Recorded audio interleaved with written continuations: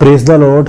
मेरा नाम महेश है और मैं परमेश्वर का धन्यवाद देता हूं। प्रभु यीशु ने मुझे आज मौका दिया कि आज मैं आपसे वचन शेयर करूं कि विश्वासी ने सिर्फ विश्वासी से ही शादी करनी है, विश्वासी ने अविश्वासी से शादी नहीं करनी है।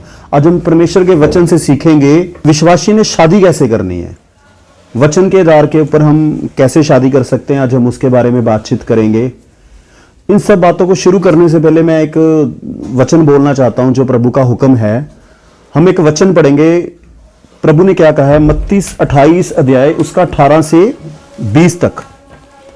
इसमें प्रभु यीशु ने क्या कहा है कि यीशु ने उनके पास आकर कहा, स्वर्ग और पृथ्वी का सारा अधिकार मुझे दिया गया है, इसलिए तुम जाओ, सब जातियों के लोगों को चेला बनाओ और उन्हें पिता और पुत्र और पवित्र आत्मा के नाम से बपतिस्म दो और उन्हें सब बातें जो मैंने तुम्हें आज्ञा दी है मानना सिखाओ, और देखो जगत के अंत तक सदा तुम्हारे संग हूं। ये प्रभु यीशु मसीह के वचन है। प्रभु यीशु मसीह ने ये बातें बोली हैं। प्रभु ने क्या बोला है कि हमें सारे जगत में जाके चेले बनाना है और सुसमाचार का प्रचार करना है। और प्रभु ने कहा जो बातें मैंने तुम्हें माननी सिखाई हैं वो लोगों को सिखाओ। ये प्रभु की आज्ञा है जी कि मेरी बातें हमें दूसरे लोगों को सिखानी है। तो इसलिए मैं प्रभु से प्यार करता हूं और प्रभु की मैं आज्ञा को फॉलो करना चाहता हूं, उसे मानना चाहता हूं कि जो प्रभु यीशु ने मुझे सिखाया है वो मैं प्रभु के लोगों को सिखा दूं। तो मैं वही सिखाना चाहता हूं जो मैंने वचनों से सीखा है, प्रभु से सीखा है। तो वो बातें मैं आप तक पहुंचाना चाहता हूं। वचन से हम सीखेंगे कि आप कैसे एक शादी कैसे आप कर सकते हैं। कुछ मैं अपने एक्सपीरियंस से आपको कुछ बातें बताऊंगा कि कैसे आप शादी कर सकते हैं। देखिए, सबसे पहले जरूरत है प्रार्थना करने की। हमें प्रार्थना करनी है परमेश्वर से। प्रार्थना करनी क्या है वो भी मैं आपको बताऊंगा। देखो, प्रार्थना दो तरह की होती है। एक प्रार्थना तो ये है, मैंने बहुत सारे लोगों के लिए प्रार्थना करी, वहां पे लोगों ने मुझे क्या बोला कि ब्रदर मेरे लिए ये प्रार्थना करो कि मेरी शादी उस लड़की से हो जाए। जब कई बार लड़की ने बोला कि मेरे लिए प्रार्थना करो, मेरी शादी सिर्फ इसी लड़के से होनी चाहिए। देखिए, ये तो अपनी इच्छा से आप शादी करने जा रहे हैं। एक तो ऑप्शन ये है। दूसरी ऑप्शन मैं आपको बताता हूं कि जब आप प्रार्थना करो तो आप ये बोल सकते हो कि प्रभु मेरी शादी उस लड़की से हो प्रभु जो आपकी ओर से है। ये ज्यादा अच्छा रहेगा। देखो, परमेश्वर आपसे बेहतर जानता है आपके लिए कौन सा अच्छा है। कई बार हमें लग रहा होता है कि ये लड़की हमारे लिए अच्छी है या ये लड़की हमारे लिए अच्छी है, लेकिन बाद में बहुत सारी प्रॉब्लम का सामना करना पड़ता है। फिर हम दोष किसे देते हैं? प्रभु यीशु मसीह को। तो मैं ये कहना चाहता हूं कि स्टार्टिंग से ही हमें परमेश्वर को साथ लेके चलना है। हमें ये प्रार्थना करनी शुरू करनी है, जब तक शादी नहीं हो जाती तब तक आपने ये लगातार प्रार्थना करते रहना है। क्या प्रार्थना करनी है कि प्रभु मेरी शादी उस लड़की से करवाओ जो आपकी ओर से है। अगर कोई लड़की आपको पसंद भी है तो भी उसमें आप ये लाइन ऐड करो कि प्रभु मैं चाहता हूं कि मेरी शादी इस लड़की से हो जाए, लेकिन अगर आप चाहते हैं तो मेरी शादी यहां से करवा दो, अगर आप नहीं चाहते हो तो आप इसे हटा दो, जो लड़की आप चाहते हो वहां पे मेरी शादी करवाओ। तो इस तरह से हम प्रार्थना करनी शुरू करेंगे, प्रार्थना करते रहेंगे। आप खुद भी प्रार्थना कीजिए, अपनी फैमिली के लोगों को भी बोलिए और प्रभु के सेवक की हेल्प लीजिए, उनको भी बोलिए। तो आपने लगातार प्रार्थना करनी है कि आपकी शादी प्रभु की बेटी से हो जाए। अब मैंने बहुत सारे लोगों को देखा है कि कई लोग बोलते हैं जी हमें आत्मिक लड़की चाहिए जी। देखो, मैं ये कहूंगा अब धरती पे ऐसा नहीं है कि बहुत सारी आत्मिक लड़कियां नहीं है। आप देखो, बहुत सारे लोग ऐसे नहीं जो बहुत ज्यादा बाइबल पढ़ने वाले हैं। मैं ऐसा नहीं कहना चाहता कि बाइबल पढ़ने वाले लोग मतलब कि सारे नहीं बाइबल पढ़ते, पर ज्यादा बाइबल पढ़ने वाले लोग या ज्यादा बाइबल का ज्ञान रखने वाले लोग कम है। ऐसा नहीं है कि जो बहुत ज्यादा बाइबल पढ़ता है वही आत्मिक होगा। मैंने देखा है कई बार बहुत सारे लोग बाइबल तो पढ़ते लेकिन चलने वाले कम है। बहुत सारे लोग ऐसे भी मैंने देखे हैं जो बाइबल नहीं ज्यादा पढ़ते लेकिन वो प्रभु के वचनों के ऊपर चलते हैं। तो हम किसी को जज नहीं कर सकते कि ये आत्मिक है या ये आत्मिक नहीं है। परमेश्वर हमारे से बेहतर जानता है कि कौन सी लड़की हमारे लिए सही है, ज्यादा बाइबल पढ़ने वाली या कम बाइबल पढ़ने वाली। मैं ये एडवाइस देना चाहता हूं कि आप इसके ऊपर मत टिकरिए कि हमें बहुत ज्यादा बाइबल पढ़ने वाली लड़की ही चाहिए। वहां पे भी आप धोखा खा जाओगे। आपको लगेगा ये लड़की बहुत बाइबल पढ़ती है, बाद में आप देखोगे कि वो बाइबल के वचन के ऊपर चलती नहीं है। तो इसलिए ये भी अपने माइंड में आपने लेके नहीं चलना है कि मुझे ऐसी लड़की चाहिए जो बहुत बाइबल पढ़ती हो, बहुत प्रार्थना करती हो। तो बेहतर यही है कि अगर कोई कम भी बाइबल पढ़ रही है तो चलेगा, देखो अगर मिल जाए तो अच्छी बात है, मैं ये नहीं कहना चाहता कि ज्यादा बाइबल पढ़ी लड़की, पढ़ने वाली लड़की मतलब में कोई खराबी है, मैं ये अगर मिल जाए तो बहुत अच्छा है, लेकिन माइंड में ये लेके नहीं चलना कि हमें वही लड़की चाहिए जो बहुत ज्यादा बाइबल पढ़ने वाली हो। तो आप लगातार यही प्रार्थना करते रहिए कि प्रभु वो लड़की से मेरी शादी करवाओ जो आपकी ओर से है। जब भी आपने रिश्ते की बात करने जाना है तो स्टार्टिंग में यही प्रार्थना करके जानी है कि प्रभु हम बातचीत करने जा रहे हैं, अगर लड़की आपकी ओर से है तो हमारी शादी हो जाए, अगर नहीं है तो प्रभु यहां पे शादी ना हो। ऐसे लगातार प्रार्थना करते रहिए और प्रभु के साथ चलते रहिए। अब सच्ची लड़की कैसे मिलेगी? देखिए, जैसे संसार के लोग रिश्ता करते हैं ना, हमें वैसे रिश्ता नहीं करना। संसार के लोग क्या करते हैं, वो शादी करने से पहले बहुत ज्यादा झूठ बोलते हैं। हमें नहीं झूठ बोलना। अगर आप प्रभु से प्यार करते हो तो आपको कुछ भी झूठ बोल के शादी नहीं करनी है। बाइबल कहती है जो लोग झूठ बोलते हैं उनका पिता शैतान है। ये वर्ड यीशु मसीह का है, प्रभु यीशु ने बोला है कि झूठ बोलने वालों का पिता शैतान है। तो हमें सच बोल के शादी करनी है, सच बोलना है। लोग क्या करते हैं, जो प्रभु को नहीं जानते, वो जब शादी करनी होती है सब बातें बोलते हैं, जी ये भी सही है, ये भी सही है, अपने में कमी क्या है कुछ भी नहीं बताते। लेकिन हम प्रभु के लोग हैं, हम प्रभु से प्यार करते हैं। आप सच बोलोगे, सामने वाला सच बोलने वाला होगा, उनको आपका सच पसंद आ जाएगा और सच्ची लड़की आपको मिल जाएगी। यानी अगर आप चाहते हैं कि सच्चे लोग मिलें तो आपको भी शुरुआत सच से करनी पड़ेगी। आपकी जितनी इनकम है आप उतनी बताइए। मैंने देखा है कई बार लोग झूठ बोल देते हैं, इनकम ज्यादा बता देते हैं, तो ऐसा काम हमने नहीं करना है। आप जितनी इनकम है आप उतनी ही बताओ, ज्यादा इनकम बताने की जरूरत नहीं है। तो मेरा ये पॉइंट आप नोट करके रखो कि जब आपने शादी की शुरुआत करनी है आपने सच्चाई से करनी है। देखो, हमें लोगों की बातें नहीं सुननी। संसार के लोग बहुत कुछ बोलेंगे कि नहीं सच बोल के रिश्ता नहीं होता जी, सच बोल के रिश्ता नहीं होता, रिश्ते झूठ बोल के ही होते हैं। लेकिन हमारे लिए सब कुछ ये वचन है, परमेश्वर का वचन है बाइबल। हमें जो बाइबल कहती है हमें इसके आधार के ऊपर चलना है जी, इसके आधार के ऊपर ही हमें चलना है। एक वचन से हम देखेंगे, प्रभु यीशु ने कहा है कि सच्चे लोगों को परमेश्वर ढूंढता है। एक हम वचन पढ़ेंगे यूहन्ना 4:23। वहां पे क्या लिखा है, परंतु वह समय आता है, वरना अब भी है, जिसमें सच्चे भगत पिता की आराधना आत्मा और सच्चाई से करेंगे, क्योंकि पिता अपने लिए ऐसे ही आराधकों को ढूंढता है। यहां पे प्रभु ने क्या कहा है, परमेश्वर किनको ढूंढता है? जो आत्मा और सच्चाई से परमेश्वर की आराधना कर रहे हैं। तो परमेश्वर उन लोगों को पसंद करता है जो सच्चाई से जीवन जीते हैं, जो सच्चाई पे चलते हैं। तो इसलिए हमें क्या करना है, हमें सच्चाई से चलना है। मैंने बहुत सारे लोगों को देखा जिन्होंने झूठ बोल के शादी करी और शादी के बाद वो सारी बातें खुल गई, पता चल गया, शादी के बाद उनको पता चल गया, फिर वो पति पत्नी का रिश्ता बेहतर नहीं बन पाया, वो डे बाय डे रिश्ता खराब ही होता रहा। पत्नी के मन में पति के प्रति कड़वाहट आ गई, पति के मन में पत्नी के प्रति कड़वाहट आ गई। तो इस तरह से उनका जीवन शादी के बाद बहुत प्रॉब्लम का सामना कर पाए। वो एक दूसरे को माफ ही नहीं कर पाए कि इन्होंने मेरे से झूठ बोल के शादी करी, इन्होंने मेरे से झूठ बोल के शादी करी। तो मैं इसलिए ये चाहता हूं कि प्रभु आपको आशीष दे। वो तभी पॉसिबल है अगर हम वचन के आधार के ऊपर शादी करेंगे। अगर वचन से बाहर जाएंगे तो हमारे जीवनों में शैतान का अधिकार आ जाएगा। तो अगर क्या आप चाहते हो कि आपके जीवन में शैतान का अधिकार आए? अगर आप चाहते हो कि शैतान का अधिकार ना आए तो आप प्रभु के वचन के मुताबिक आप सच बोल के सच्चाई से शादी कीजिए। उसके बाद आगे हम बात करेंगे कि हमने अविश्वासी से शादी नहीं करनी है, चाहे कुछ भी हो जाए। अविश्वासी से हमने शादी नहीं करनी है। मैं कहता हूं शादी लेट होती है, आप होने दो, लेकिन प्रार्थना करते रहो। मैं गारंटी के साथ कहता हूं परमेश्वर आपको बेस्ट जीवन साथी देगा। देखो, एक चीज और बताता हूं कि शैतान आपके जीवन में अविश्वासी लड़के, अगर आप लड़की हो तो शैतान आपके जीवन में ऐसा अविश्वासी लड़का भेजेगा जो आपको बहुत अच्छा लगेगा कि ये बहुत अच्छा है, बहुत टेक केयर कर रहा है। मैंने ये चीजें देखी हैं, मैं एक्सपीरियंस से बता रहा हूं ये बातें। मैंने बहुत लोगों के लिए प्रार्थना करी है, बहुत लोगों से बातचीत करी है, ये उसके आधार पे मैं आपको बता रहा हूं। वो आपको दिखाएगा कि लड़का बहुत सुंदर है जी, लड़का बहुत अच्छा है जी। शुरू में वो आपकी बहुत टेक केयर करेगा, आपसे बहुत अच्छे तरीके से बात करेगा, आपको पता भी नहीं चलेगा। वो इतनी सफाई से झूठ बोलेगा, आप कहोगे ये तो लड़का ही बड़ा अच्छा है, मेरी बड़ी टेक केयर करता है, कोई बात नहीं, मैं शादी कर लेती हूं। ये शादी के बाद विश्वास में आ जाएगा। अगर नहीं आया तो उसके बाद आपकी जीवन में बहुत सारी प्रॉब्लम्स आने वाली हैं। मैं आपको आगे गवाही से बताऊंगा कैसे कैसे लोगों के जीवन में प्रॉब्लम्स आई। पहले हम वचन से सीखते हैं। सबसे पहले हमारे लिए महत्वपूर्ण परमेश्वर का वचन है। प्रभु ने कहा जो मुझसे प्रेम करते हैं वो मेरी आज्ञाओं को मानते हैं। तो अगर आप वाकई में यीशु मसीह से प्यार करते हैं तो उसकी आज्ञाओं को मानिए।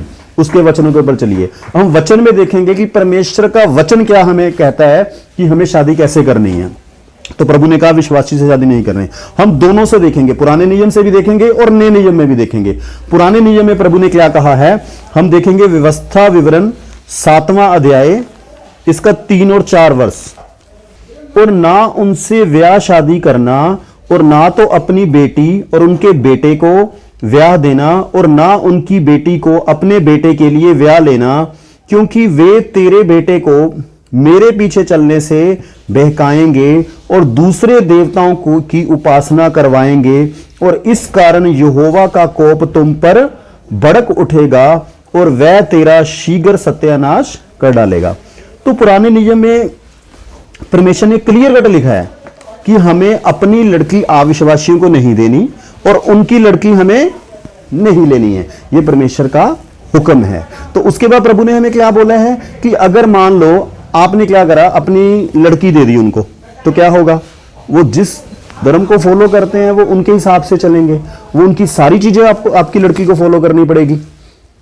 अगर आपने अपनी लड़की उधर दे दी तो फिर लड़की को वो सारी चीजें फॉलो करनी पड़ेगी। यहां पे लिखा हुआ है ना कि अगर आपने शादी कर दी तो क्या होगा, क्योंकि वे तेरे बेटे को मेरे पीछे चलने से बहकाएंगे। मान लो आपने अविश्वासी लड़की से शादी कर ली। कई बार ना मैंने सुना है लोग क्या बोलते हैं, कोई बात नहीं जी, लड़की ने तो हमारे घर पे ही आना है, हमारे घर में आएगी, विश्वास कर लेगी। क्या परमेश्वर का वचन ऐसे लाओ करता है कि आप शादी करके लाओ, पक्की गारंटी है कि विश्वास कर लेगी? बाइबल में कहीं लिखा है? आपने पढ़ा है ऐसा होगा कि शादी के बाद क्या गारंटी विश्वास कर ली? अगर उसने विश्वास नहीं किया फिर आप ये मत सोचो कि आप अविश्वासी लड़की से शादी कर रहे हो, वो अकेली आ रही है। वो अकेली नहीं आ रही, उसके पीछे उसका परिवार भी है जी, उनके भी अपने रूल्स एंड रेगुलेशन है। तो आपको आपकी जब वो उस घर में आएगी तो वहां पे बाइबल में क्या लिखा कि वो क्या करेगी, आपके बेटे से, क्योंकि वे तेरे बेटे को मेरे पीछे चलने से बहकाएंगे और दूसरे देवताओं की उपासना करवाएंगे, और इस कारण यहोवा का कोप तुम पर भड़क उठेगा। मतलब क्या करेगी कि वो दूसरे देवताओं की वर्शिप करवाएगी। और हमारा परमेश्वर का क्या हुक्म है कि तुम मुझे छोड़कर किसी और को परमेश्वर करके नहीं मानना। प्रभु ने कहा है जो मुझसे प्रेम करता है वो मेरी आज्ञाओं को मानता है। अगर आप प्रभु से सच्चा प्यार करते हैं तो आपको उसकी आज्ञाओं को मानना है। तो उसकी आज्ञा क्या है कि हम परमेश्वर को छोड़ के किसी और ईश्वर की आराधना नहीं कर सकते। अगर आप नहीं चाहते कि आपका बेटा किसी और चीज की वर्शिप करे तो आपको इस बात को ध्यान रखना पड़ेगा कि आपके बेटे की शादी अविश्वासी से नहीं होनी चाहिए और बेटी की शादी भी अविश्वासी लड़के से नहीं होनी चाहिए। आगे मैं आपको गवाहियां बताऊंगा कि जिन्होंने अविश्वासी से शादी करी उनका क्या क्या नुकसान हुआ, लेकिन उससे पहले हम वचन से देखेंगे कि वचन हमें क्या कहता है। ये तो पुराने नियम में हो गया, अब हम नए नियम से देखेंगे। करंथियों में प्रभु ने क्या बोला है, 2 करंथियों 6 अध्याय 14 से लेके 18 तक। आप इन आयतों को नोट कर लीजिए, आप खुद भी पढ़िए, इसे बार बार पढ़िए, इसे लिख के रखिए और दोबारा पढ़िए। जब भी आपके लगे कि अविश्वासी से शादी कर लेनी चाहिए, कोई बात नहीं, कुछ नहीं होता, तब इन वचनों को आपने पढ़ना है। देखो ये वचन ही है आपको बचाएगा, तो आपने इन वचनों को ही पढ़ना है। तो हम वचन से देखेंगे वचन में क्या लिखा है। 2 करंथियों 6 का 14 से 18। मैं कहूंगा आप भी इसको बार बार 2, 3, 4 बार पढ़ो ताकि ये वचन आपको याद हो जाए। इसमें क्या लिखा हुआ है, आसमान जुए में ना जुतो, अविश्वासियों के साथ आसमान जुए में ना जुतो, क्योंकि धार्मिकता और अधर्म का क्या मेलजोल, या ज्योति और अंधकार की क्या संगति, और मसीह का बलियाल के साथ क्या लगाव, या विश्वासी के साथ अविश्वासी का क्या नाता, और मूर्तियों के साथ परमेश्वर के मंदिर का क्या संबंध, क्योंकि हम तो जीवते परमेश्वर के मंदिर हैं। जैसा परमेश्वर ने कहा है, मैं उनमें बसूंगा और उनमें चला फिरा करूंगा, और मैं उनका परमेश्वर हूंगा और वो मेरे लोग होंगे। इसलिए प्रभु कहता है, उनके बीच में से निकलो और अलग रहो, और अशुद्ध वस्तु को मत छुओ, तो मैं तुम्हें ग्रहण करूंगा, और मैं तुम्हारा पिता हूंगा और तुम मेरे बेटे और बेटियां होंगे। ये सर्वशक्तिमान प्रभु परमेश्वर का वचन है। देखिए बाइबल क्या कह रही है, ये वचन किसका है, सर्वशक्तिमान परमेश्वर का वचन है जी।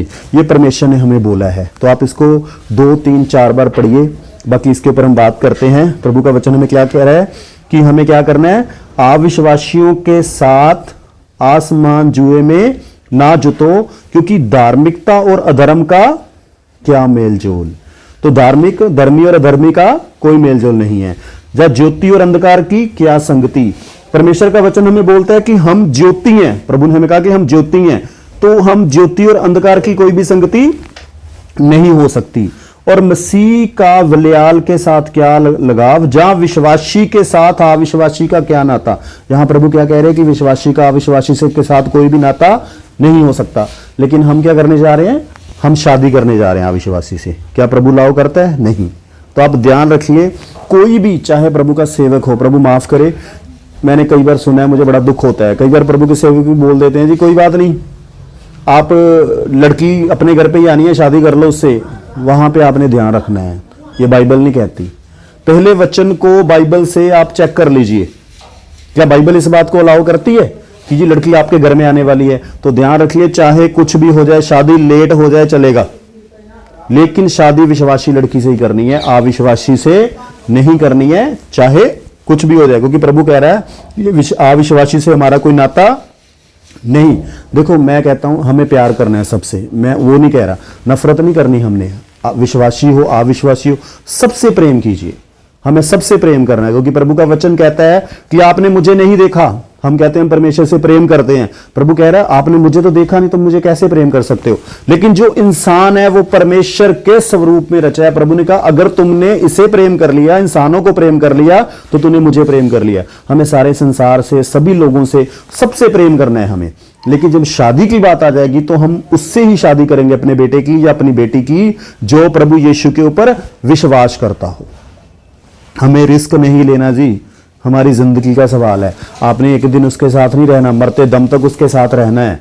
तो इसलिए आपने जो शादी करनी है, विश्वासी ने विश्वासी से ही शादी करनी है। और बार बार मैं याद दिला रहा हूं, प्रार्थना कर करके शादी करनी है। अगर आप चाहते हैं आपकी शादी ब्लेस रहे, देखो आजकल रिश्तों में इतनी प्रॉब्लम हो रही है कि रिश्ते टूटते जा रहे हैं, रिश्ते टूटते जा रहे हैं। शादी होती है 6 महीने बाद, 1 साल बाद, 2 साल बाद पता लगता है डिवोर्स हो गया। हम परमेश्वर के लोग हैं, हमारे बस एक ही शादी होती है, एक बार जिसके साथ हम जुड़ गए, मरने से पहले आप उससे अलग नहीं हो सकते, आप उसे नहीं छोड़ सकते। इसलिए शादी में जल्दबाजी मत कीजिए, प्रार्थना कीजिए, थोड़ा समय लग जाए, शादी लेट हो जाए, कोई प्रॉब्लम नहीं है, लेकिन शादी में हमें जल्दबाजी नहीं करनी है और प्रार्थना करते रहना है। मेरी इस बात को याद रखना है कि प्रभु मेरी शादी उस लड़की से करवा जो तेरी ओर से है। आपको पसंद भी है तो भी बोलिए प्रभु मुझे पसंद है, मैं चाहता हूं, अगर आप चाहते हो तो करवा देना, नहीं चाहते हो तो मत करवाना। ये जो बातें मैं आपको बोल रहा हूं, मैं अपने एक्सपीरियंस से बोल रहा हूं। मैंने जब अपनी शादी करी, एक जगह पे मैं शादी करना चाहता था, मेरा रिश्ता भी हो गया था, डेट भी फिक्स हो गई थी, लेकिन लास्ट पॉइंट तक मैं यही बोलता रहा, प्रभु मैं चाहता हूं, अगर आप चाहते हो तो शादी करवा देना, अगर आप नहीं चाहते तो ये हट जानी चाहिए ये लड़की। आप यकीन मानो कि रिश्ता भी हो गया, डेट भी फिक्स हो गई, फिर भी रिश्ता टूट गया और वहां पे शादी नहीं हुई। और मैं प्रभु का धन्यवाद करता हूं कि परमेश्वर ने मुझे बचा लिया, परमेश्वर ने मुझे उससे बेहतर लड़की दी है। परमेश्वर ने मुझे वर्ल्ड की, मैं ये नहीं कहता, वर्ल्ड की बेस्ट लड़की दी है। वो सिर्फ इसीलिए हो पाया, उसका एक ही रीजन है, प्रार्थना। मैं लगातार प्रार्थना करता रहा, मैंने कहा प्रभु मेरी शादी उस लड़की से करवाना जो तेरी ओर से है। हमेशा मैंने इस लाइन को पकड़ के प्रार्थना करता रहा हूं। आज मैं धन्यवाद करता हूं कि मेरे घर में वो लड़की आई है जो परमेश्वर को पसंद है। सबसे बड़ी बात है कि वो सच बोलने वाली है, वो सच बोलती है, ना उसने मुझे कुछ झूठ बोला ना मैंने उसको कुछ झूठ बोला, हम दोनों ने एक दूसरे को सच बोला और परमेश्वर ने मुझे एक बहुत बेहतर लड़की दी है। आगे मैं और कुछ बातें बताऊंगा उसके बारे में।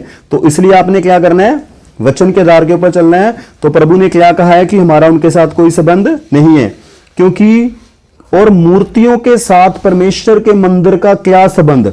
परमेश्वर हमें अपना मंदिर मानता है जी। हमारा परमेश्वर कहता है कि तुम मेरे मंदिर हो और मैं तुम्हारे अंदर रहता हूं, क्योंकि हम तो जीवते परमेश्वर का मंदिर हैं। जैसा परमेश्वर ने कहा है, मैं उनमें बसूंगा और उनमें चला फिरा करूंगा और मैं उनका परमेश्वर हूंगा और वे मेरे लोग होंगे। प्रभु हमें अपने लोग मानता है जी। वो कहता है मैं तुम्हारे अंदर बसूंगा, मैं तुम्हारे अंदर चलूंगा फिरूंगा, लेकिन उसके अंदर उसने एक कंडीशन रखी है। कंडीशन क्या रखी है? इसलिए प्रभु कहता है उनके बीच में से निकलो और अलग रहो। इस लाइन के ऊपर आपने ध्यान देना है। प्रभु क्या कह रहे हैं? उनके बीच में से निकलो और अलग रहो। प्रभु तो कह रहा है कि उनसे अलग रहो, तो आप क्या करोगे, उनसे शादी कैसे कर सकते हो? ये वचन कह रहा है, मैं नहीं कह रहा हूं। तो इसलिए कुछ भी हो जाए, अविश्वासी लड़की से शादी नहीं करनी है। और अशुद्ध वस्तु को मत छुओ तो मैं तुम्हें ग्रहण करूंगा और मैं तुम्हारा पिता हूंगा और तुम मेरे बेटे बेटियां होंगे। प्रभु क्या कह रहे हैं? जब हम उसके वचनों के ऊपर चलेंगे तो प्रभु ने कहा है कि मैं तुम्हारा फिर पिता बन गया, तुम मेरे क्या बन गए? बेटे बेटियां। अगर आप चाहते हो कि प्रभु आपको बोले ये मेरा बेटा है, ये मेरी बेटी है, तो फिर उसके वचनों के ऊपर चलना पड़ेगा। बाइबल को बार बार पढ़िए, वचनों को बार बार पढ़िए और वचनों के मुताबिक चलना शुरू कीजिए।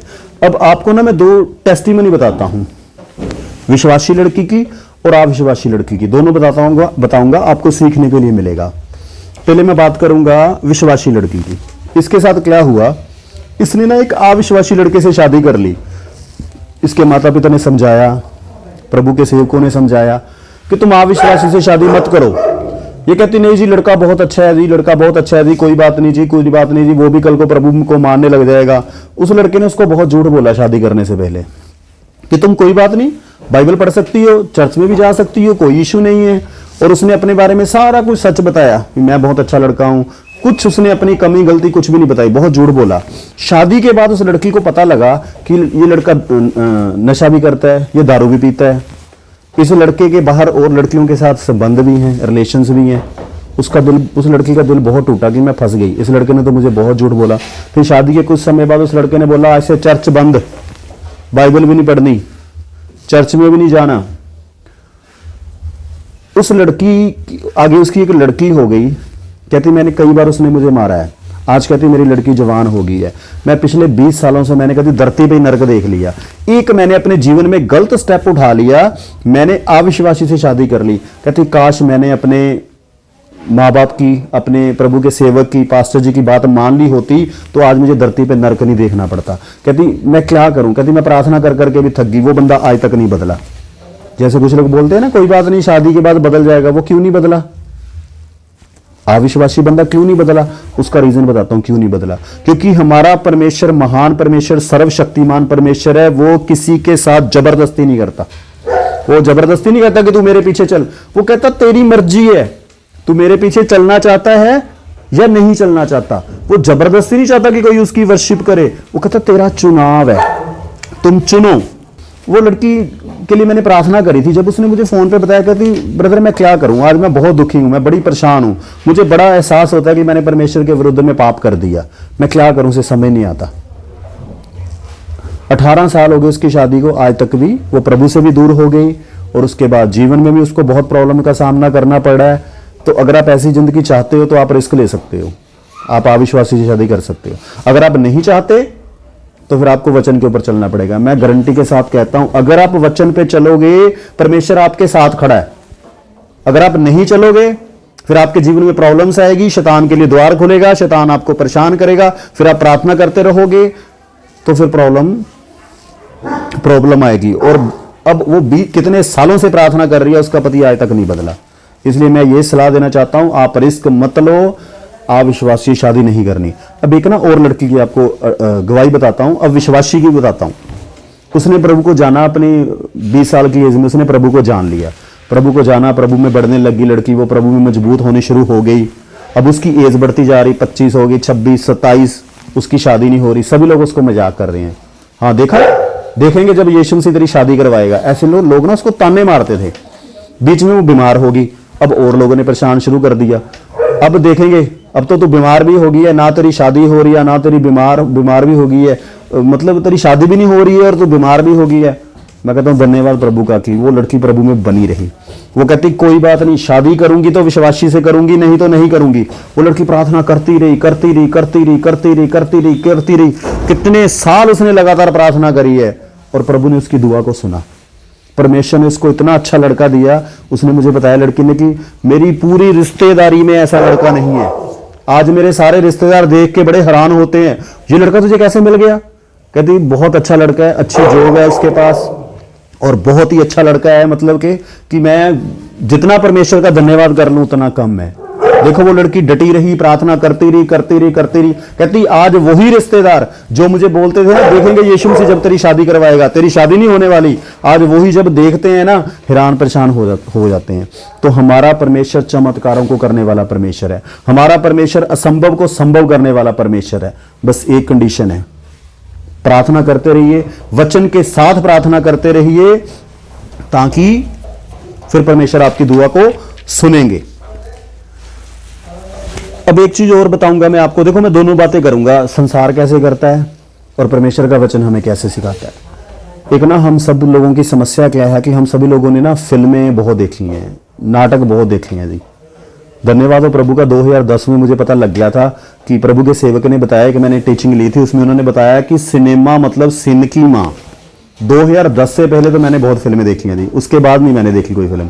2010 से लेके अभी 2025 चल रहा है, तो मैंने सारा कुछ छोड़ दिया, कोई फिल्म नाटक सब बंद कर दिए। अब हमें शादी की शिक्षा कहां से मिलती है? टेलीविजन से, फिल्मों से। जब फिल्में हम देखते हैं तो फिल्मों में आपको क्या लगता है बाइबल की शिक्षा है? आज संसार के लोग शादी कैसे करते हैं? वो फिल्मों की शिक्षा के आधार के ऊपर शादी करते हैं। वो क्या देखते हैं कि लड़की बहुत सुंदर होनी चाहिए, लड़का बहुत सुंदर होना चाहिए, यानी कि पूरा फोकस बस एक ही चीज में लगा हुआ है। लड़की सुंदर होनी चाहिए, लड़की पतली होनी चाहिए, लड़की मोटी नहीं होनी चाहिए, सारा ध्यान इधर लगा हुआ है। ये करैक्टर की ओर किसी का ध्यान नहीं है कि क्या ये लड़की का करैक्टर अच्छा है, क्या ये लड़की शांत रहती है, क्या ये लड़की लड़ाई झगड़ा तो नहीं करती, ये माता पिता की इज्जत करती है कि नहीं करती है। तो संसार के लोग किस तरह ध्यान फोकस करके शादी करते हैं? सुंदरता की ओर। देखो परमेश्वर ने हमें अपने स्वरूप में रचा है। मैं विरोध नहीं करता सुंदरता का, मैं ये नहीं कहना चाहता, मेरा कहने का मतलब अकेला सुंदरता की ओर मत ध्यान दीजिए, बाकी चीजों के ऊपर भी ध्यान दीजिए कि क्या ये लड़की शादी के बाद माँ बाप की रिस्पेक्ट करेगी या नहीं करेगी। करैक्टर भी उसका देखिए, ये कैसा व्यवहार करती है। तो हमें सारी चीजों के ऊपर ध्यान देना है, अकेला सुंदरता के पीछे ही हमें नहीं भागना है। और हमें यह भी देखना है कि क्या ये लड़की सच बोलने वाली है या नहीं है। देखो सच्ची लड़की चाहिए तो आपको भी शुरुआत जो करनी पड़ेगी वो सच से करनी पड़ेगी। आपको सच बोलना शुरू करना पड़ेगा। आप सच बोलेंगे तो सामने वाली जो लड़की है वो भी सच बोलना शुरू करेगी। तो इसलिए आपने क्या करना है? सच बोलना शुरू करना है। अब एक चीज और बताता हूं आपको, देखो बाइबल इस बात का अलाउ नहीं करती हमें कि शादी से पहले हम किसी के साथ कोई रिश्ता रखें। इस चीज से बचना है हमें।